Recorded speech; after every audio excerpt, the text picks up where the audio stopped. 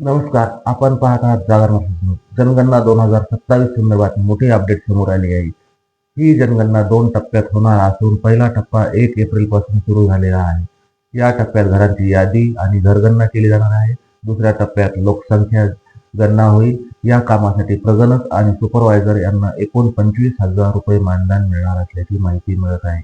त्यामध्ये पहिल्या टप्प्यासाठी 9,000 रुपये आणि दुसऱ्या टप्प्यासाठी 16,000 रुपये असे मानधन मिळणार आहे. तसेच प्रशिक्षणासाठी 600 रुपये प्रतिदिवस भत्ता दिला जाण्याची शक्यता आहे. ही संपूर्ण प्रक्रिया पार पाडण्यासाठी देशभरात 30 लाखाहून अधिक कर्मचारी आणि अधिकारी सहभागी होणार आहेत. जनगणनेच्या मोठ्या अपडेटवर आमचं लक्ष आहे. ताज्या आणि अचूक बातम्यांसाठी पाहत राहा जागर न्यूज. व्हिडिओला लाईक करा, शेअर करा व चॅनलला सबस्क्राईब करा. जागर न्यूजसाठी मानवतून कपिल शिंदे.